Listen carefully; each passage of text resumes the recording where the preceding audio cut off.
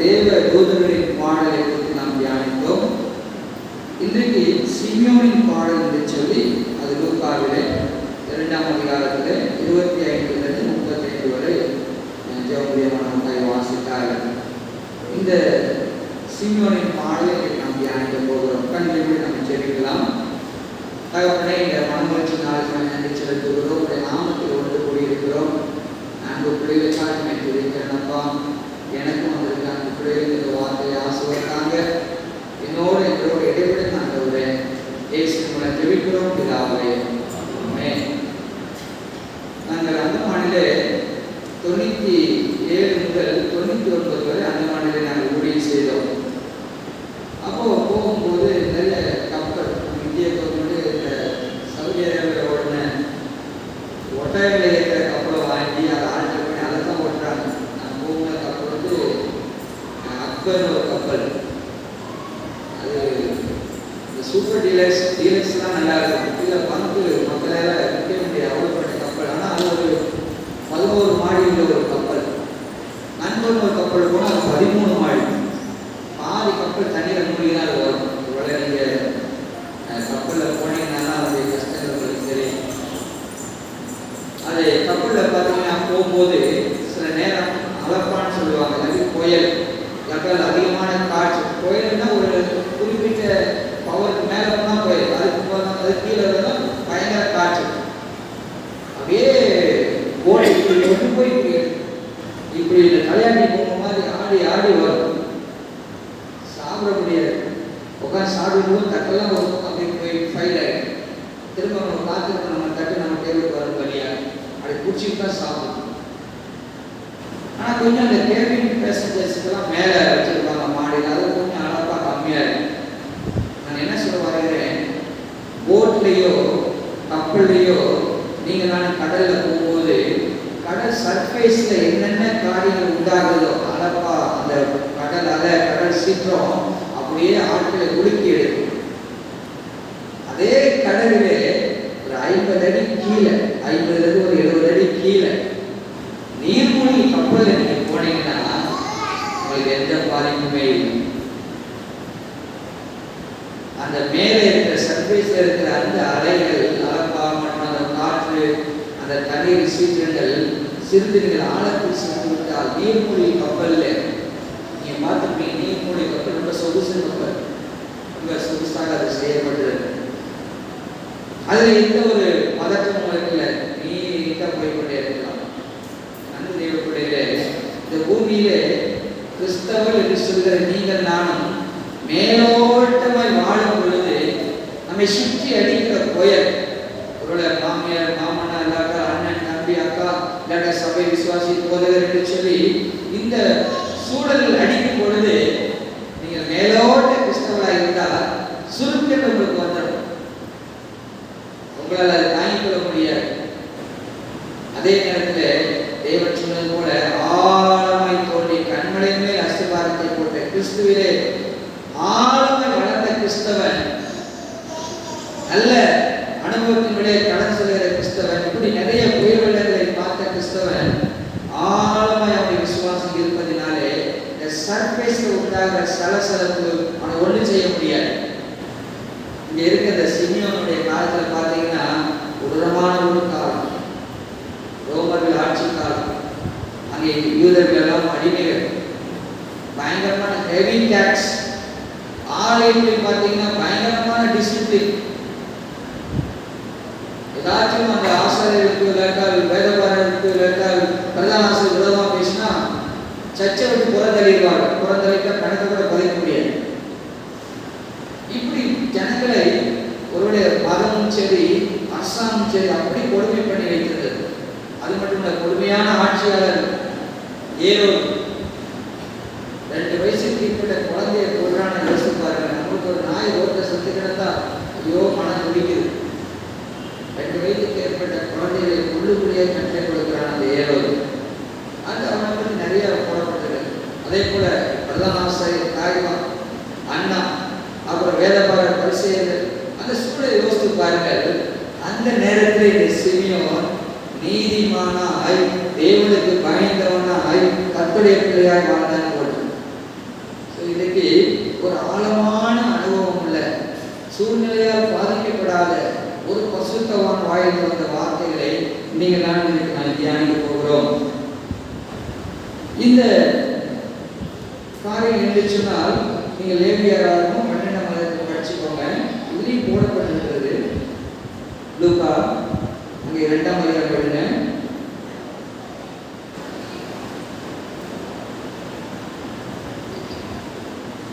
21ஆம் வசனம். பிள்ளைக்கு விருத்த சேதனம் பண்ணப்பட வேண்டிய 8ஆம் நாளிலே, அதாவது 7 நாள் வரை லேவியர் பண்ணிட்டு 7 நாள் வரை ஆண் குழந்தை பெற்றெடுத்தால் பெண்கள் அந்த உதர போக்கினாலே அவர்கள் பாதிக்கப்பட்டிருப்பார்கள். எனவே 7 நாள் அவர்கள் அசுத்தமாக கருதப்படுகிறார்கள். 8ஆம் நாளிலே அவர்கள் சுத்திகரிக்கப்பட்டு குழந்தைக்கு விருத்த சேதனம் பண்ணுகிறார்கள். வீட்டில் நடக்கிற ஒரு சடங்காச்சாரம். பண்ண வேண்டிய 8ஆம் நாளிலே அதை கற்பத்திலே உட்பவித்ததற்கு முன்னே தேவதூதனால் சொல்லப்பட்டபடியே அதற்கு இயேசு என்று பெயரிட்டார். அவர் விருத்த சேதனம் பண்ணி அவங்க பெயரிடுறாங்க. அடுத்து 22, மோசே நியாயப்பிரமாணத்தின்படியே அவருடைய சுத்திகரிப்பு நாட்கள் நிறைவேறின பொழுது, அடுத்து 40வது நாள், அது 33 நாள், 40வது நாள் பெண் குழந்தை சொன்னால் 16 நாள் அவர் சுத்திகரிக்கப்பட வேண்டும். 80வது நாள் அவர் அழைக்கிறார் லேவியர் பண்ணினபடி. அப்போ இங்கே 40வது நாள் இயேசு தூக்கி கொண்டு எதுக்கு வராங்க? பாவ நிவாரண பலி செலுத்த. இந்த குழந்தைக்கு பதிலாக, அந்த பாவத்திற்கு பதிலாக ஒரு ஆடோ இல்லாவிட்டால் ஒரு புறாவோ கொலை செய்யப்பட்டு பாவ நிவர்த்தி செய்யப்படுவதற்காக இந்த 40வது நாள் இயேசுவை தூக்கி கொண்டு அவர் ஆலயத்துக்கு வருகிறார். நீங்கள் மேப்பில் பின்னாடி நீங்கள் பார்த்தீங்கன்னா எருசலேமுக்கும் பெத்லகேமுக்கும் 7லிருந்து 6 மைல் தூரம். சரியா? அவர் அங்கே வருகிறார்.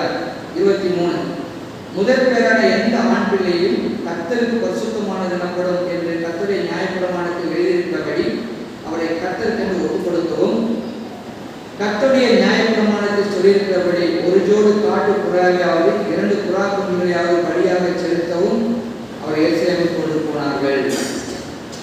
இந்த வேதம் சொல்கிறது தன்னுடைய குழந்தையை கர்த்தருக்கு என்று ஒப்புக் கொடுக்க. அது ஆங்கிலத்தில் டெடிகேட் கழிவுபடப்படுகிறது. யோசிப்பாரு, நம்ம பிள்ளைகளை கர்த்தருக்கு டெடிகேட் பண்ணுகிறோம், அவருடைய அர்ப்பணித்து.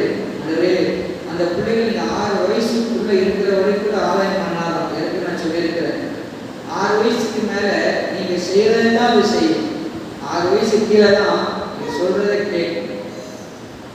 ஆனா 7 வயசுக்கு மேல உங்க செய்தியும் சொல்லும் சரியா இல்லைன்னா புள்ள மாறிடும். நிறைய பேர் குடும்பத்தில் ஐயா சொல்லப்படி கேட்க மாட்டான், ஐயா கீழ்படி ஐயா என்று சொல்லுவாங்க. அது காரணம் தான். எனவே பாருங்க, அந்த 40வது நாளிலே குழந்தையை கர்த்தருக்கு ஒப்பு கொடுத்து ஒரு டெடிகேட் பண்றாங்க. ஆண்டவரே, இந்த குழந்தை நமக்கு ஏற்ற சத்தியத்திலையும் வழிகளையும் சபையின் ஒழுங்குகளையும் நான் வளர்த்தெடுப்பேன். குழந்தைங்க கிரைஸ்தவ பண்ண வரும்போது பேரண்ட்ஸ் அதான் சொல்றாங்க. நாம் என்ன சொல்றோம்? நான் இந்த குழந்தைக்கு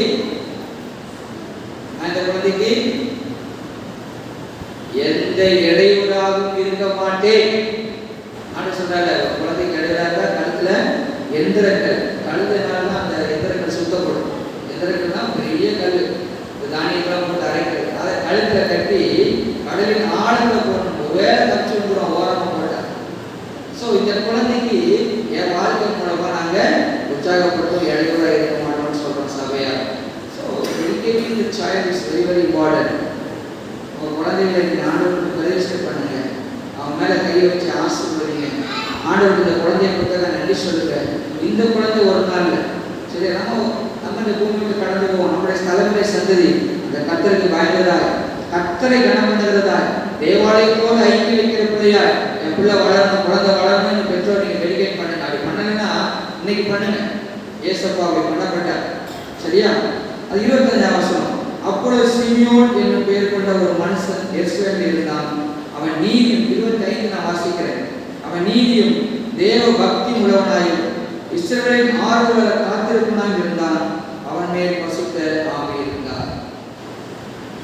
அவன் மேல் பரிசுத்த ஆவி இருந்தார். Holy Spirit was upon him. இந்த சிமியோன் மீது ஆண்டவருடைய பரிசுத்த ஆவியானவர் இருந்தார். இதில் போட்டிருக்கு 25ல் சிமியோன் என்னும் பெயர் கொண்ட ஒரு மனுஷன் இயேசுவின் அவன் நீதியும் தேவபக்தி உள்ளவனாய் இஸ்ரவேலின் ஆறுதல் வரை காத்திருந்தவனாய் was waiting to see the Messiah. காத்திருந்ததுன்னா எல்லாருக்கும் ஒரு கடினமான ஒரு காரியம். காத்திருந்தது என்பது நம்ம மறந்து போச்சு. இன்ஸ்டன்ட் நூடுல் இல்ல ஃபாஸ்ட் ஃபுட்டு, அடுத்தது பிஸ்ஸா, பர்கர், போனோமா வாங்கினோமா உள்ள போட்டோமா சிப்பு போனோமா அப்படின்னு நம்ம நினைக்கிறோம். ஆனா இந்த மனிதன் மேசியாவை பார்க்கும்படியாக காத்திருக்கிறார். அதான் ஆண்டவர் சொல்றாரு கூட வேதத்தில், என் சமூகத்தில் காத்திருங்க என்று சொல்லி. இந்த சிமியோன் ஆண்டோடைய வருகைக்காக காத்திருக்கிறான். இன்னைக்கு நிறைய பேர் பார்த்தீங்கன்னா இப்போ இந்த மற்ற பண்டிகைகள் வரும்போது நிறைய படங்கள் ரிலீஸ் பண்ணுவாங்க. ஐயோ கடவுளே, எப்படி காத்திருக்கிறாங்க புதிய படத்துக்காக. அடுத்து கிரிக்கெட் மேட்சுக்காக காத்திருக்கிறாங்க. டிக்கெட்டுக்கு நாளைக்குலாம் 2 நாள் முன்னாடியே வந்து படுத்துறாங்க. சென்னை நடக்கிறதுக்காக நான் சொல்லுகிறேன். பரீட்சையுடைய ரிசல்ட்டுக்காக நீங்கள் நான் காத்திருக்கிறோம்ல. அடுத்த நிறைய பேர் நம்முடைய நிறைய நன்மைக்காய் காத்திருக்கிறோம். நல்ல ஒரு ஆசீர்வாதங்களுக்காய் இதுக்காய் காத்திருக்கிறோம். இந்த மனிதன் தேவனுடைய காரியங்களுக்காய் காத்திருக்கிறான். நிறைய பேர் I'm so busy pastor, I cannot spend 2 hours in the church, wasting my time ங்கறாங்க. அப்படியே சொல்லும்போது ஒரு ஆட்டம் ஆடிடும். கடவுளுக்கு கொடுக்கறதெல்லாம் மல்டிப்ளை பண்ண கொடுங்க. ஆண்டவருக்கு நாளைக்கு கொடுத்தாலும் அதை என்ன பண்றாரு, அதை வாங்கி ஆசீர்வாதம் கொடுக்குறாரு. நீங்க நேரத்தை கொடுத்தாலும் அது ஆசீர்வாதம். கடவுள் நேரத்தை கொடுக்கிறது கடவுள் கனம் பண்றது. கனம் பண்ணா சொல்றாரு, என்ன சொல்றாரு, நான் உன்னை கனம் பண்ணுவேன். நீ கனயீனம் பண்ணினா கனயீனம் அடைவான்னு சொல்றாரு. அதுக்கு ஆண்டவர் காரணம் சொல்றாரு. பாருங்க, இந்த மனிதன் ஆண்டவர் வருகைக்காக காத்திருக்கிறான். ஆனா இன்னைக்கு நீங்க நான் காத்திருக்க வேண்டிய இப்ப நினைச்ச ஏசப்பா எங்களுக்கு வாங்க கூப்பிடலாம். ஒரு இன்னும் ஏசப்பா நம்முடைய உள்ளத்துல இருக்கிறாரா இல்லையா நிச்சயம் என்னன்னா, இந்த சிங்கம் மேசியை காண்பட அவர் வாஞ்சியா இருப்பாங்க ஆசீர்வாதத்துக்காக நீங்க நான் காத்திருக்க வேண்டியதில்லை.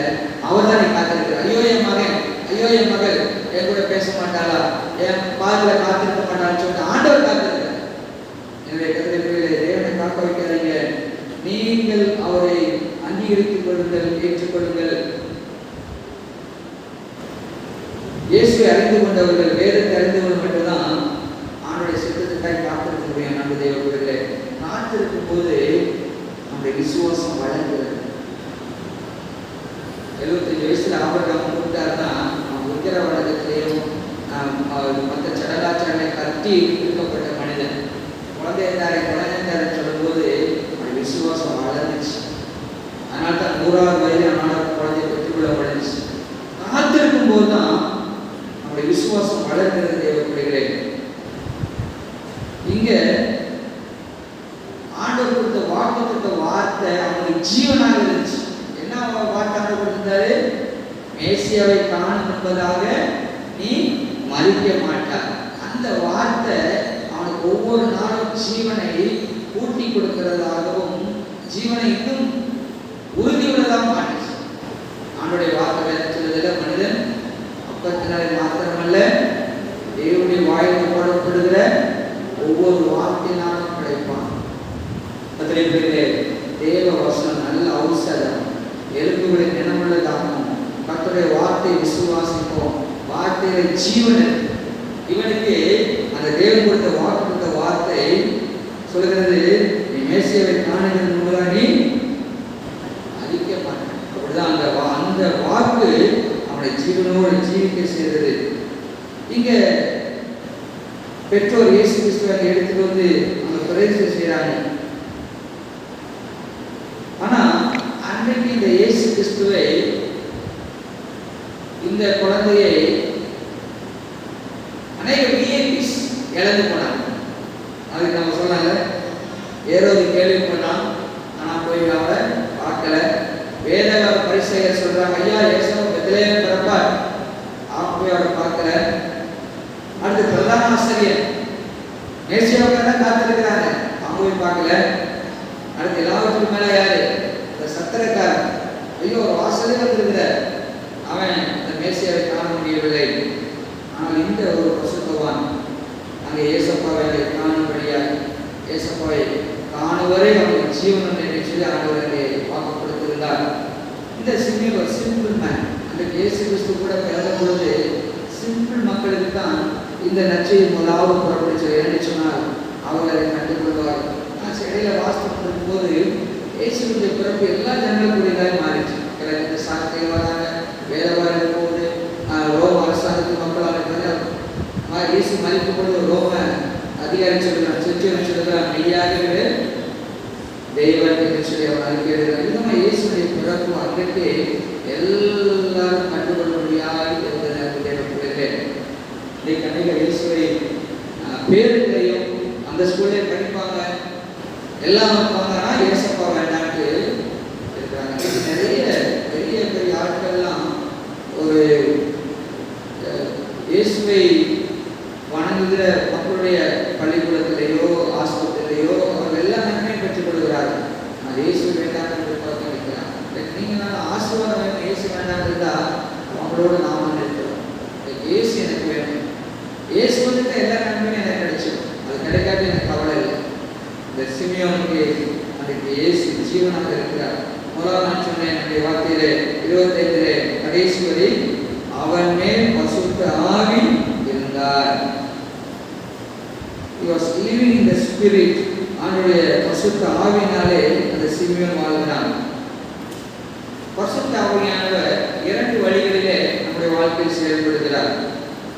ஒன்று, அவிசுவாசிகளுக்கு வெளியேறி செயல்படுகிறார்.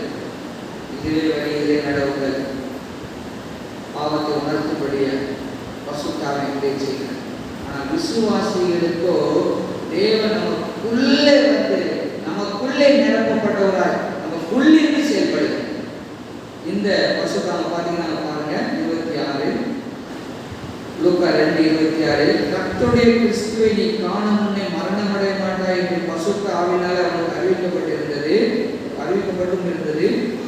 அவன் ஆவியின் ஏவுதலினால் தேவாலயத்திலே வந்திருந்தான்.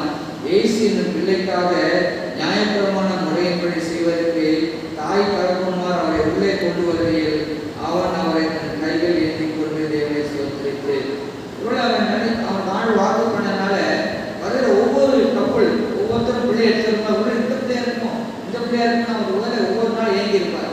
இன்னைக்கு கூட அவர் ஆழத்துக்கு வரல போல, அவர் வீட்டில் இருந்திருக்கிறார் போல. ஆவினால் ஏவுதல் பண்ணி நீ போ, அங்கே நீ மேசிவை காண்பா என்று சொல்கிறார். அவன் ஆலயத்துக்கு வர அவ்வளோ அவன் பிள்ளை எடுத்துட்டு வர அன்புடைய பிள்ளைகளே, அந்த பசுத்த ஆவியானவர் அவனுக்குள்ளே இருந்து வழி நடத்தினார். இந்த வேதம் சொல்கிறது அந்த சிமியோன் நீதியும் தேவ பக்தி உள்ளவனாய் இருந்தான்னு சொல்லி கலாத்தியர் 5 போறதுக்கு நம்ம இதை எடுக்கலாம். 262 பக்கம். பசுத்த ஆவியானவர் நமக்குள்ளே இருக்கும் பொழுது எதெல்லாம் செய்யலாம் எதெல்லாம் செய்யக்கூடாதுன்னு சொல்கிறார். இங்கே கலாத்தியர் 5:262 பக்கம். கலாத்தியர் 5:25 பாருங்க. கலாத்தியர் 5:25 வாசிக்கலாமா சேர்ந்து? நாம் ஆவியினாலே பிழைத்திருந்தால் ஆவிக்கு ஏற்றபடி நடக்கவும் கடவோம். அது 26, வீண் புகழ்ச்சியை விரும்பாமலும் ஒருவரை ஒருவர் கோபமூட்டாமலும் ஒருவர் மேல் ஒருவர் பொறாமை கொள்ளாமலும் இருக்க கடவோம். ஆவினால் நடத்தப்படுகிற மனுஷன் தான் இருக்கணும். வீண் புகழ்ச்சி, வீண் புகழ்ச்சி என்னது? Selfishness, self centred. ஒருவேளை என்ன சொல்லலாம், தற்புகழ்ச்சி அவங்களுடைய இருக்காரு. யார்கிட்ட? ஆவினால் நடத்தப்படுகிற ஒரு மனுஷன் வீண் புகழ்ச்சியில் இருக்கிறார். அடுத்து 2வது, ஒருவருக்கு கோபம் ஊட்டாமல். இது யார் செய்யறது? அரசியல்வாதி நல்லா செய்யறாங்க, அப்படியே நல்லா தூண்டி விட்டுட்டு அடிச்சுட்டு போகிறான்ட்டு அதை மீடியாக்காரங்க என்ன பண்ணாங்க, ஜனங்களுக்கு கோபம் ஊட்டுற காரியத்தை உண்டாக்கி விடுறாங்க. அதனால சமுதாயத்தில் நிறைய பிரச்சனைகள். இதே சிலத்துல ஆவியினால் பரவாத மனிதர்களை செஞ்சு விட்டுறா, இவங்க பிடிச்சனாங்கப்பா கொண்டு விட்டுறாங்க. அப்புறம் அவங்க அவ்வளோதான் புரியணும் உண்டாயிருக்கு. ஆவியினால் நடக்கப்பட்டால் அப்படிப்பட்ட கோபம் ஊட்டுதல் இருக்காது. அடுத்து ஒருவர் மேல் ஒருவர் பொறாமை கொள்ளாமல் இருக்க கடவுள். ஆவியினால் மனுஷன் நினைச்சக்கூடாது, ஐயோ அவன் புது வீடு கட்டிட்டாங்களே, ஐயோ அவங்க புது கார் வாங்கிட்டாங்களே, ஐயோ புது பைக் வாங்கிட்டாங்களே, ஓ ஐயோ நகை போடுறாங்களே, ஐயோ நல்லா இருக்கிறாங்க. இது இருக்காது யார்கிட்ட? யார்கிட்ட சொல்லுங்க? ஆவியினால் நிறைந்த மனிதனிடத்தில் இருக்காது. அப்போ ஆவியானவர் உள்ளே இருந்து செயல்பட்டார்னா இதெல்லாம் இருக்காது. அவிசுவாசிகள் தான் வெளியிலிருந்து செயல்படுகிறார். விசுவாசிகளுக்கோ தேவன் உள்ளே இருந்து செயல்படுகிறார். இதை செய், இதை செய்யாது, இதுதான் உண்மை, இது பொய் என்று சொல்லி அவர் நமக்கு கண்டித்து உணர்த்துகிறவராக இந்த சிமியோன் மீது பரிசுத்த ஆவியானவர் அங்கே இருந்தார். நன்றி தேவ பிள்ளைகளே, எப்படிப்பட்ட ஒரு அனுபவம் இந்த சிமியோனுக்கு பாருங்க. நீங்க நான் இந்த காலை நேரத்தில் கத்திரை பிள்ளைகளே நம்ம சிந்தித்து பார்க்கணும். ஆவியானவர் இந்த சிமியோன் மேல இருக்கிறார், நம்மளோட நமக்குள்ளே வாசம் செய்யும் பொழுது, அதுதான் ஆண்டவருடைய பேர் என்ன? இன்னொரு பேர் இம்மானுவேல். என்னது? Immanuel is a permanent partner. இங்க மட்டும் இல்ல, நித்தியத்திலே நம்ம கூட இருக்கக்கூடிய அவர் பேர் கொடுத்திருக்கிறார் இம்மானுவேல். நமக்குள்ள நம்மோடு நித்திய காலமாக ஜீவிக்கிறார். எனவே இந்த சிமியோனிடத்திலே நாம் கற்றுக்கொள்கிற முதல் காரியம் என்ன சொன்னால், பரிசுத்த ஆவியினால் நடத்தப்படுகிற ஒரு தேவ மனிதன். நீங்க நாம் ஆவியானவர் குறித்து நிறைய நாம் அறியாத இருக்கிறோம். ஆவியானவர் ஒரு புகழ் நினைச்சிடாதீங்க. அவர் இயேசுவின் உருவமாக இருப்பதாக நீங்கள் உங்கள் சிந்தையிலே கொள்ளலாம். ஆனால் உலகம் முழுவதும் அவர் வியாபித்திருக்கிறார். எல்லாரும் எல்லா நேரத்தில் அவரை காண முடியும். அவர் மிகவும் சென்சிட்டிவ் பர்சன். எளிதாக அவர் துக்கப்பட்டு விடுவார். ஒரு குழந்தை மாதிரி. நீங்கள் நானும் அவர் இருக்கிறார், இங்கே இருக்கிறார் என்று விசுவாசத்தை நீங்கள் செயல்படும் பொழுது அவர் இருக்கிறார். அவரை ரெகக்னைஸ் பண்றது தான் நீங்கள் நானும் அவரை அறிந்து கொள்வதற்கான முதல் படி. ஆவியானவர் பூமி கொடுக்கப்பட்டிருக்கிறார். இயேசு ஊழியத்தை அவர் தொடர்கிறார். அவர் ஒரு ஆவி அல்ல, இயேசு உருவத்தில். உங்கள் சிந்தனைக்காக நான் சொல்கிறேன், இயேசு உருவத்தையே நினைத்துக் கொள்ளுங்கள்.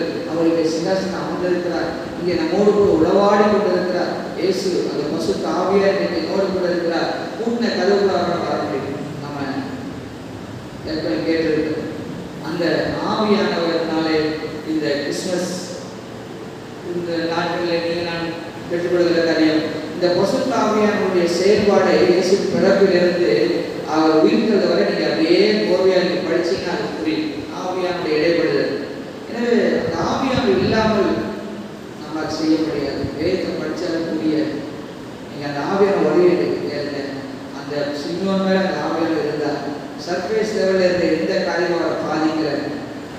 இந்த நம்முடைய சர்ஃபேஸ் லெவலில் இருந்த எந்த காரியமும் பாதிக்காமல் இருக்கும் ஆவியான இடத்துல இருக்கும் பொழுது. இரண்டாவது காரியம் பாருங்கள், அங்கே 28. அவன் அவரை தன் கைகளில் ஏந்தி கொண்டு வாசிங்க, தேவனை ஸ்தோத்திரித்து, he was praising God. இயேசுவை கைகளில் எடுத்து ஸ்தோத்திரிக்கிறான். அன்பு தேவ பிள்ளைகளே, ஆண்டவராக இயேசு கிறிஸ்துவை ஏற்றுக்கொள்வது ஒரு ஸ்தோத்திரம் சொல்ற மாதிரி. நீங்க ஒரு கிஃப்ட் கொடுக்குறாங்க, தேங்க்யூ சொல்ற மாதிரி. இப்போ அந்த ஏசப்பாவை வாங்கினா, ஐயோ நான் காத்தது நிறைவேறிச்சு, தேங்க்யூ லார்ட், இந்த ஆசீர்வாதத்துக்கு நன்றி என்று சொல்லியிருப்பார். நீங்கள் நான் இயேசுவை அங்கீகரிப்பது தேவனுக்கு ஸ்தோத்திரம் சொல்கிறது போல. அங்கே நான் சொன்ன நினைக்கிறேன், ரோமர் ஆட்சி காலம் எவ்வளோ கொடுமையான ஹெவி டேக்ஸ், அங்கே கடினமான வரிகள் மற்றும் ஆட்சியாளருக்கு உடம்பாக இருக்கிறாங்க. தேவாலயத்தில் சட்டத்திட்டங்கள் கடுமையாக இருக்குது. ஏசப்பாவே கஷ்டப்பட்டாங்க. ஞாபகத்தில் தான் ஒரு நாள் வேலை செஞ்சாருங்க, கை கழுவாமல் சாப்பிட்றீங்க, பாய்பட விட்டாருங்க, என்னமோ சொல்லிட்டே இருந்தாங்கல்ல. அப்படிப்பட்ட கடின சூழலிலே அந்த சிமியோன் தேவனை சோஸ்தரிக்கிறான். இந்த கணிகர் ஏன் சோஸ்தரிக்கலன்னா, அவங்களுக்கு அது இருக்கு, எனக்கு இல்லை, அவங்களுக்கு ஒரு அப்படி இருக்காங்க, எனக்கு இப்படி இல்லையே. அவங்க நீங்கள் நான் இந்த கம்பேர் பண்ணிட்டு இருக்கிற வரைக்கும், பிசா சொல்றதுக்குள்ள ஆமா சொல்ற வரைக்கும் தேவனை சோத்தரிக்க மாட்டேங்க. உபவாசத்துல கூட சொல்லுவேன், நம்ம ஜெபம் போது சோத்திரம் சொல்லுங்க, சோத்திரம் சொல்லுங்க, நான் நன்றி சொல்லுங்க சொல்லுவேன். அதில் பிள்ளைகளே சோத்திரம் சொல்லுங்க. நீங்க உங்களுக்கு நன்மை பெற்றீங்களோ இல்லையோ, உங்களுக்கு மூச்சு இருக்கு பார்த்தீங்களா, மூச்சு இருக்கா இல்லையா, மூச்சுக்காக நன்றி சொல்லுங்க, மூச்சுக்காக நன்றி சொல்லுங்க. ஜீவனை கொடுத்ததுதான் நன்றி சொல்லல. நீங்கள் ஆஸ்வதிக்கப்படுவீர்கள். தேவன் உங்களுக்கு வாக்கு கொடுப்பார். தேவன் உங்களுக்கு வாக்குத்தத்த வார்த்தையில கொடுப்பார். உங்களோடு இடைப்படுவார். உங்களுடைய சோத்திர பலியை கர்த்தர் அங்கீகரித்து அதுக்கு நன்மையை தருவார். இவன் இந்த சிமியோன் சோஸ்தரிக்கிறான். தோத்திரம் உங்களை மாத்துங்க. நம்ம ஆராதிக்கும் தேவன் நம்மை மாற்றவில்லை என்றால் அவர் சிலுவை மறைத்து வைத்து வேஸ்டா போயிடும். நம்ம ஆராதிக்கிற தேவன் அவருடைய விளைவுகளை நம்ம உண்டாகும். இயேசு அன்பாளர் என்று சொன்னால் நானும் அன்பா இருக்க எதிர்பார்க்கப்படுகிறேன். இயேசு மன்னிக்கிறார் என்று சொன்னால் நானும் மன்னிக்கின்ற எதிர்பார்க்கப்படுகிறேன். இயேசு புதிய ஆதாம் என்று சொன்னால் என்னிடத்தில் அந்த புதிய ஆதாமின் குணங்களை தேவன் காண விரும்புகிறார். ஸோ நான் ஆராதிக்கிற ஆண்டவர் என்னை மாற்றுகிறார் சோத்திரத்தினாலே. நீங்கள் சோத்திரிக்கும் போது தேவனை ஆராதிக்கிறீர்கள் என்ற அர்த்தம். சங்கீதம் 103 தாவீது சொல்றாரு, அவர் நகரமெல்லாம் அழைத்து நோய்களெல்லாம் குணமாய் பிராணனை அழிவு விலக்கி கிருமினாலே இருக்கலாம் சுற்றி நன்மையாலும் வாயை திருப்தியாகிறார். பழைய சம்பளம் வயது திரும்ப வாழ வைத்து போகிறார் போலாது. எனவே ஆத்மாவே கர்த்தரை சோத்திரி, என் முழுவதுமே பரிசுத்த நாமத்தை சோத்திரி. நீங்க தான் வருடத்தின் இறுதி நாள் வந்தது வரல. நான் நன்றி செலுத்த சோத்திரி கொண்டு சின்னோடு சேர்ந்த கர்த்தருடைய பிள்ளைகளே, ஏன் ஆனால் நம்ம சோத்திரி கர்த்தருடைய பிள்ளைகளே, நாம தான் இந்த பூமிக்கு வெளிச்சமாக உப்பாக இருக்கிறோம். நாம தான் வெளிச்சம். நாம் மற்றவர்களுக்கு வழிகாட்ட வேண்டியதாக இருக்கிறோம். நாமளே ஆண்டுக்கு நன்றி விழாக யார் நன்றி விழா இருக்க முடியும்? நாம் இந்த பூமிக்கு தெர்மாஸ்டார் அதுதானே நம்ம பிரேசில இதெல்லாம் ஒரு தெர்மாஸ்டார் அந்த கூலிங் லெவல் கீழே போனோன்னே அது ஸ்டார்ட் பண்ணி விட்டுரும். உடனே என்ன செய்யும்? கூலிங் லெவல் அதிகரிக்கும். அந்த தெர்மாஸ்டார் பண்ண உள்ள இருக்கும். அந்த மாதிரி நீங்கன்னா இந்த பூமியில இருள் நிறைஞ்சி இருக்கு. சரியா? நீங்க இருள் நிறைஞ்சிருக்கனால நாம மங்கி நாமும் அந்த இருளோடு சேர்ந்து கொள்ளக்கூடாது. அவன் செய்யறான், இவன் செய்யறான், அவங்க செய்யறான், நானும் செய்யறான்னு சொல்லி அந்த இருளில் அதிகம் ஆகும் பொழுது நீங்க ஒரு வெளிச்சத்தை அதிகப்படுறது. அதான் தெர்மாஸ்டார். நாமெல்லாம் அந்த பூமிக்கு ஒரு வெளிச்சம். இருள் நிறைந்திருக்கு, லஞ்சம், ஊழல், எல்லாம் அசுத்தங்கள் பெரிய இருக்குன்னா ஆமா நானும் அப்படியே இருந்ததான் அப்படின்னு சொல்லி நம்மளுடைய வெளிச்சம் மங்கக்கூடாது. நம்முடைய வெளிச்சத்தை அதிகரிக்கும். யாராவது நீங்க வீட்டுக்கு போறீங்க இரவு நேரத்துல வீட்டுல இருட்டு இருக்கு, வெளியே கத்துறீங்க அப்படி யார் கத்துறாங்க முதல்ல நம்ம டாக்டர் தான் போகணும். இல்ல என்ன செய்வோம்? இப்படி போய் லைட்டை போடணும்ல. வெளிச்சம் தான் முடிவு விடுதலை. அதனால ஆண்டவர்களை இந்த பாவ இருள் இந்த உலகத்துக்கு வெளிச்சம் என்று சொன்னார். நீங்க நான் சோத்திர பலியிடும் போது உயிரோடு இருக்கிறவங்க, அந்த உயிரோடு இருக்கிற அந்த தன்மை தான் உலகத்தை வெளிச்சத்தை பிரகாசிக்க செய்யும். ஆண்டவரை சோதரிப்போம். நிறைய நேரங்களில் கிறிஸ்தவ தேவத்தை எப்படி ஒரு எவாலுவேட்டிவா ஒரு எப்பொழுதும் எது இல்லையோ அதையே பார்க்கிற ஜனங்களாக நாம் காணப்படுவோம். இல்லை, தேவன் மூச்சை கருதிருக்கிறார், என்னை ஆசீர்வதித்திருக்கிறார், என்னோடு இருக்கிறார் அப்படின்ற ஒரு எண்ணத்தை உருவாக்கி கொள்ளுங்கள். நன்றி உங்களை பெற்று பாருங்கள். ஒரு சரீரத்திலையும் ஆரோக்கியம் உண்டாயிருக்கும். சிமியோன் அழகாய கர்த்தரை கரங்களில் எடுத்து அவன் தேவனை சோஸ்தரிக்கிறான். நீங்கள் நானும் இந்த இருள் உலகத்திற்கு வெளிச்சமாக தேவன் நம்மை அனுப்பித்திருக்கிறார். எனவே நாம் சோஸ்தரிக்கும் பொழுது நாமும் இந்த சிமியோனை போல ஆசீர்வாதங்களை காணக்கூடியாச்சு. அடுத்து பாருங்க 29 லூக்கா 2:29. ஆண்டவரே உமது வார்த்தையின்படி உமது அடியனை இப்பொழுது சமாதானத்துடன் கொள்கிறேன். புறஜாதிகளுக்கு பிரகாசிக்கிற ஒளியாகவும் உடைய ஜனமாக இஸ்ரவேலுக்கு நன்மையாகவும் 31 தேவரீர் சகல ஜனங்களுக்கு முன்பாக ஆயத்தம் பண்ணின உம்முடைய ரட்சணியத்தின் கண்கள் கண்டு. ரட்சணியம்னா ரட்சிப்பு. இவன் வேற பொருள் நீதிமான் தேவபக்தன் கூட ரட்சிப்பு தேவையா? மரியாதமாக ரட்சிப்பு தேவையா? எல்லாரும் ரட்சிப்பு தேவை. இயேசுவை தவிர நாம் எல்லாரும் பாவம் செய்து தேவ மகிமை அற்றவனானோம் என்று வேதம் சொல்கிறது. எனவே ரட்சிப்பு எல்லாருக்கும் வேண்டியதாக இருக்கிறது. பாவத்திலிருந்து விடுதலை இயேசு உண்டாக்கின பெரிய ரட்சிப்பு விடுதலை நமக்கு வேண்டியதாக இருக்கிறது. ரட்சிப்பை ரட்சணியத்தின் கண்கள் கண்டது என்றால் 33 அவரை குறித்து சொல்லப்பட்டவைகளுக்காக யோசேப்பும் அவருடைய தாயாரும் ஆச்சரியப்பட்டார்கள். 34 சேர்ந்து வாசிக்கலாம். பின்னும் சிமியோன் அவர்களை ஆசீர்வதித்து நிறுத்திக்கலாம். பின்னும் சிமியோன் என்ன செய்கிறார்? அந்த யோசேப்பையும் மரியாதையும் அங்கே ஆசீர்வதிக்கிறார். ஏன் சொன்னால் அந்த ஆசீர்வாதத்தை பெற்றிருக்கிறான், அவரை ஆசீர்வதிக்கிறான். Be a blessing to others. Abraham ஆண்டு ஆசீர்வதிக்கும் போது நீ ஆசீர்வதிக்கப்பட்டிருப்பாய், நீ எல்லாருக்கும் ஆசீர்வாதமா இருப்பாய். யாரையும் படிக்கல வாசிக்க முடியும். ஏன் நம்ம தேவன் ஆசீர்வதித்தார்? நாம் பிறரை ஆசீர்வதிக்கும்படியாக, பிறருக்கு ஆசீர்வாதமாக இருக்கும்படியாக. இந்த சிமியோன் இவ்வளவு நாள் காத்திருக்கிறான், வாக்குப்படி அவனுக்கு நிறைவேறுகிறது. மெசியாவை காண்கிறான், அந்த மெசியாவை தேவனை சோதரிக்கிறான். தேவனுடைய ஆவி அவன் மேலே இருந்தால் அடுத்து அவரை ஆசீர்வதிக்கிறான். நீங்கள்லாம் இங்கே பிறரை ஆசீர்வதிக்கும்படியாக அழைக்கப்படுகிறோம். நீங்கள் பெற்றுக்கொண்ட ஆசீர்வாதத்தினாலே பிறரை ஆசீர்வதிக்க முடியாது என்று அழைக்கிறார். நான் அடிக்கடி ஆண்டவரே ஐ லவ் யூ, ஆண்டவரே நான் நேசிக்கிறேன்னு சொல்லும்போதெல்லாம் தேவனுடைய வார்த்தை சொல்லும், என்ன சொல்லும்? என் ஜனங்களை நேசிப்பாயா. When you love more God, you have to love the people. அவரை நேசிக்க தெரிஞ்சவங்களுக்கு சக மனதை நேசிக்க தெரியாவிட்டால் எங்கேயோ பிரச்சனை. ஆண்டவர் கேட்கிற பேதுருவை நேசிக்கிறாயா? ஆமா ஆண்டவரே, நான் ஆடு கேட்பான் என்று சொல்லுகிறார். நான் ஆண்டவருக்கு அதுவே நான் நேசிக்கிறையா அப்படின்னு ஜெபம் பண்ணும்போதெல்லாம் love my people என்று சொல்லுகிறார். என் ஜனங்களை நேசி, என் ஜனங்களை நேசி என்று சொல்கிறார். நாம் தேவனை நேசிக்கிறோம், ஆனால் தேவன் உண்டாக்கின ஜனங்களை நாம் நேசிக்கப்படுகிறதில்லை. பிள்ளைகளே, மத்தேயு 5:16 சொல்கிறது. வாசிக்கலாம். யாராவது மத்தேயு 5:16 வாசிங்கள். உங்க நற்கிரிகளே மத்தேயு 5:16 ரொம்ப சங்கடப்படுவாங்க.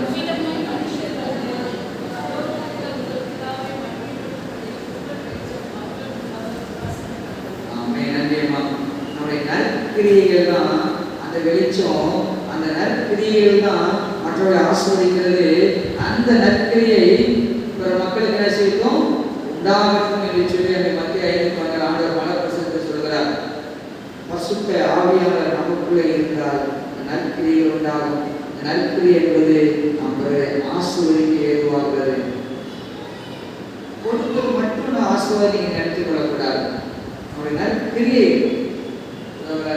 பொருட்காலெல்லாம் பார்க்குறாங்க. நற்கிரியை அதே போல் மாத்திர மரியாதை நற்கிரியைகள். அது நற்கிரியின் மூலமாக தேவன் ஊழியம் செய்ய பிறகு ஆசீர்வதிக்க இந்த கிறிஸ்துமஸ் காலங்களில் நம்ம அழைக்கிறார்.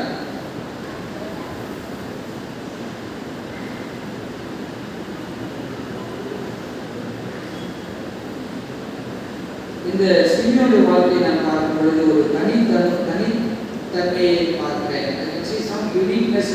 சிமியோன் அவர் நீதிமானாக இருக்கிறார், ஆய்வு நிறைவேற்றார், தேவனுடைய ஆய்வு அவங்க இருக்குது. அவனுக்கு ஆண்டு வாக்கை கொடுத்துக்கிறார், விசுவாசிக்கிறார், அதுபடி அவன் செயல்படுகிறார். அதில் இப்போ நான் ரொம்ப பீஸ்ஃபுல்லாக நான் போகிறேன்.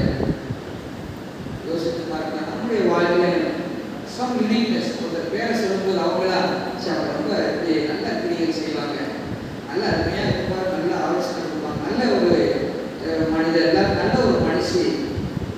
நம்மை குறித்தும் ஒரு யூனிக்னஸ். அந்த இயேசு நமக்குள்ள வரும்பொழுது ஒரு தனித்தன்மை, தனித்துவம். ஒவ்வொருவரையும் ஆண்டவர் ஒவ்வொரு நோக்கத்தோடு அழைத்திருக்கிற நம்ம தேவர்களே. இன்னைக்கு நீங்க நான் யோசித்து பார்க்கலாம், கடவுளுடைய அன்பு மகா பெரியது. நான் இப்போ என்னுடைய பேர குழந்தைக்காக காத்திருக்கிறோம். உங்களுடைய டாக்டர்ஸ் இருக்கிறாங்க கிளினிக்ஸாவுக்கு ஜனவரி முதல் வாரத்தில் குழந்தை பிறக்கலான்னு சொல்லி. ஆனால் நான் உங்களுடைய அந்த பேர குழந்தைய ஒரு மாட்டு துருவத்திலோ இல்லாவிட்டால் ஒரு புகையிலோ இல்லாவிட்டால் நல்ல சூழல் இல்லாத இடத்துல பிறக்கிறதுக்கு நான் விரும்பவே மாட்டேன். நான் கடவுள் பாருங்களேன், இல்லை எப்படிப்பட்ட இடத்துல தன் குழந்தையை பிறக்கக்கூடிய அனுமதிக்கிறார் இருந்துச்சு. நான் யோசித்து பாருங்க, அவருடைய அன்பு எவ்வளவு பெரியது, தேவன் நம்மளுடைய அன்பு எவ்வளவு பெரியது. இந்த அன்பினாலே நிறைந்திருக்கிறார். இன்றைக்கு இந்த சிமியோன் அது கீழே நீங்க பார்த்தீங்கன்னா சொல்றாரு தீர்க்கதரிசனம். இந்த குழந்தை எல்லாருக்கும் என்ன செய்வது வாசித்து பார்க்கலாம். இது 34 வாசிக்கிறேன். பின்னும் சிமியோன் அவர்களை ஆசீர்வதித்து அவருடைய தாயாக மரியாதை நோக்கி, இதோ அநேகருடைய இருதய சிந்தனைகள் வெளிப்படத்தக்கதாக இஸ்ரவேலை அநேகர் விடுதலுக்கும் எழுந்திருப்பதற்கும் விரோதமாய் பேசப்படும் அடையாளமாவதற்கும் இவர் நியமிக்கப்பட்டிருக்கிறார். ஒரு ஆத்மமான ஒரு பட்டியலை எழுதியிருக்கிறார். இயேசு வந்தது நீங்கள் வீட்டில் போய் படிக்க மத்திய ஒரு பகுதியில் வசனம் எழுதிக்கொள்ள நான் பட்டயத்தை அடுத்து வந்திருக்கிறேன். அதாவது இயேசு வந்ததுனாலே 2 பிரிவு உண்டாகுது. மற்ற 25 படிக்கிறவங்க வெள்ளாரி சிம்பியாடி மாதிரி ஆனதை ஏற்றுக்கொள்ள ஒரு பக்கம், ஏற்றுக்கொள்ளாத பக்கம், பரலோகத்துக்கு ஒரு கூட்டம், நரகத்துக்கு ஒரு கூட்டம் புரிவது போல இயேசு வந்ததினாலே இந்த பூமிக்கு நம்பிக்கை மட்டுமல்ல, அவர் ரிஜெக்ட் பண்றவர்களுக்கு நித்திய மரணம் உண்டாங்க. அவர் அன்பின் தெய்வமாய் உங்களுக்கு கிரியை செய்து கொண்டிருக்கிறார். ஒரு காலம் அவர் நியாயாதிபதியா சிங்காசனத்தை அமர்வார். இந்த சீமன் அதைத்தான் சொல்கிறார். ஒரு பட்டயம் இதயத்தை உயிர்க்கும் என்று சொல்கிறார். மரியாதை இதை இதயத்தை சிந்திக்கிறார். இந்த சிலுவை மரணத்தை குறித்து அந்த சீமனை சொல்கிறார். நீங்க நான் யோசித்து பார்க்கலாம். இயேசு வந்ததினாலே என் குடும்பத்திலே ஆசீர்வாதம் பெற வேண்டிய அது 2000 பிரிவுகளுக்காக அல்ல. நிறைய குடும்பங்களில் இயேசு பார்த்தீங்கன்னா கணவன் ஆண்டுகள் மனைவியை கண்டுகொண்டிருக்க மாட்டாங்க. அங்கே அந்த குறிப்பிட்ட காரியங்களை காண முடியும். இயேசு நம்மை ஒற்றுமைப்படுத்த, அன்பு செலுத்த, நம்மை கட்டி எழுப்பக்கூடிய அந்த பூமியில் வந்திருக்கிறார். சர்ஃபேஸ் லெவலில் இருந்தோம்னா யோசித்து பார்க்க, அந்த கடலில் பிரயாணத்தை ஞாபகம் வைத்துக் கொள்ளுங்கள். இன்னும் ஆழமாய் செல்லுங்கள். வேதத்தை இன்னும் ஆழமாய் படிங்க. ஆளுடைய சமூகத்தில் காத்திருங்க. காத்திருத்தல் கடினம், ஆனால் காத்திருத்தல் தான் கிறிஸ்தவ ஜீவிதத்துடைய வளர்ச்சிக்கு உதவியாக இருக்கும். இந்த சிமியோன் வயது சென்றவன், எத்தனை வயது போடல, ஆனால் அவன் காத்திருக்கிறான். அந்த காத்திருத்தல் அவன் காத்திருத்ததை பெற்றுக்கொள்ளும்படியாக செய்தது. நீங்கள் தேவ சமயத்தில் காத்திருக்கும் பொழுது அதனுடைய ஆசீர்வாதங்களோ எதிர்கால திட்டங்களோ உடைய காரியங்கள் எதுவாக நீங்கள் காத்திருக்கும் பொழுது நீங்கள் அதை பெற்றுக்கொள்வீர்கள். தேவனுடைய வார்த்தை ஜீவனாக இருக்கிறது. தேவனுடைய வார்த்தை நீங்கள் பிழைக்கிறோம். தேவன் நம்மை இயேசுவை நாம் அங்கீகரித்துக் கொள்வது, அவரை சோத்தரிப்பது, நாம் சிமியோனை மற்றவர்களுக்கு இயேசுவை கொடுப்பது, நாம் நற்கிரியினால் இயேசு வெளிப்படுத்துவது. நம்மை கண்ணோக்கி பார்ப்போம், நம்முடைய இதயத்தை நோக்கி பார்ப்போம். வசத்தை அவர்கள் வெளியிலிருந்தல்ல, எனக்குள்ளே இருந்து செயல்படும்படியாக நீங்கள் நான் காத்திருக்கான இயேசுவை வாழ்க்கை அழைக்கும் பொழுது ஆவியான உங்களுக்குள்ளே இருந்து கிரியை செய்வோம். ஜெபம் தங்களை மூடி நாம் ஜெபிக்கலாம். தகப்பனே, இந்த காலையிலே நன்றி தெரிவித்தோடு ஜெபிக்கிறோம், சோதரிக்கிறோம். அப்பா, நாங்கள் அடிக்கடி இந்த பூமியில் உண்டாகிற சலசலப்பினாலே அலக்கழிக்கப்படுகிறோம். ஆழமான ஒரு ஜீவியத்தை அனுபவத்தை எடுத்துக்காக இயேசு வார்த்தையை பிடித்துக் கொள்ளும்படியாக உடைய வார்த்தையை உடைய வாழ்க்கை கட்டப்படும்படியாக ஆழமாய் தோன்றி அஸ்திபாரப்படுகிற தெய்வப்பிள்ளைகளாக மாற்றும். நாங்கள் அநேக நன்மைக்காய் எதிர்பார்த்திருக்கிறோம், ஆனால் காத்திருக்கவில்லை. மணி உடைய வார்த்தைக்காய் காத்திருக்கிற, வசனத்துக்காய் காத்திருக்கிற, தேவ சமூகத்தில் காத்திருக்கிற அனுபவத்தை எங்களுக்கு தாரும். சிமியோனை போல நாங்கள் காத்திருந்து சோதரித்துக் கொள்வோம். நாங்கள் பெற்றுக்கொண்ட நன்மையினாலே பிறரை ஆசீர்வதிக்கும் உதவி செய்யும். நீ வாக்கு பண்ணினவர், வாக்கு மாறாதவர், உண்மையுள்ளவர். மனிதன் அப்பத்தினாலே மாத்திரமல்ல, தேவனுடைய வாயில் புறப்பட்ட ஒவ்வொரு வார்த்தையினாலும் பிழைப்பான வாக்கு பண்ணியிருக்கிறேன். நாங்களும் சந்ததிகள் பிழைத்திருக்கும்படி வார்த்தையினாலே நடக்கும். அப்பா, யாரெல்லாம் அந்த நேரத்தில் பசுத்த ஆவியானவர் விசுவாசிக்கிறார்கள், நீர்தான் இந்த பூமியில் எனக்கு ஊழியம் செய்கிறது, நீர்தான் இன்றைக்கு இயேசுவை சாட்சி இருக்கிறது, இயேசுவை குறித்து நீர்தான் இன்றைக்கு எங்களுக்கு கற்றுக் கொடுக்க என்பதை எனக்கு கண்டுகொள்ள முடியாது செய்யும். யாரெல்லாம் பயன்படுத்த இயேசுவே பசுத்த ஆவியானவரை எனக்குள்ளிருந்து செயல்படும் கிரியை செய்யும், எனக்கு கற்றுத்தார், நான் வாஞ்சிக்கிறேன் என்று சொல்கிறார்கள். இப்பொழுது நன்மையை பெற்றுக்கொள்ளட்டும், இப்பொழுது அனுபவங்களை பெற்றுக்கொள்ளட்டும். ஒவ்வொரு ஆசீர்வாதத்திற்காக நன்றி சொல்கிறோம். எல்லா நன்மைகளையும் ஆசீர்வாதத்தை ஏற்பட்ட இயேசு நாமத்தில் பெற்றுக்கொண்டோம் நன்றி செலுத்துகிறோம். இயேசு மூலமே வேண்டிக் கொள்கிறோம் பிதாவே. ஆமென். ஆமென்.